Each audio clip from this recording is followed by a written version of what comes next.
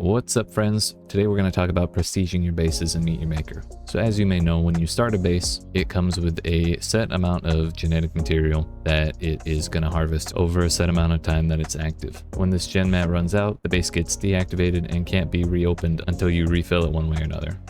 If you don't get enough points to get the next level of prestige before you run out of gen mat, there should be an option to refill it with a little bit of synthite, and that will allow you to reactivate the base so it can hopefully get more raids and more kills. But if you do get enough points to reach the next level of prestige before your base runs out of gen mat, then instead you'll be given an option to raise the prestige level of your base. And it will not only refill the gen mat in your base, but it will also give you a little bit of extra build capacity and some custodian XP. So you get prestige points by, as this says, killing raiders and gaining accolades. And so long as you average about 3 to 5 kills per attempt that raiders make on your base, then you should be able to maintain the prestige point requirement pretty easily. Now, if you get a lot of kills and accolades on your base and you reach the threshold for prestiging it before the gen mat runs out, then you can go ahead and prestige it early. It will give you all of the gen mat that's remaining in the base when you prestige it. So right now I could prestige this base and get the 255 gen mat that's remaining, so you don't lose any resources by prestiging your base early. But it's important to know that you can only level a base up to prestige level 10.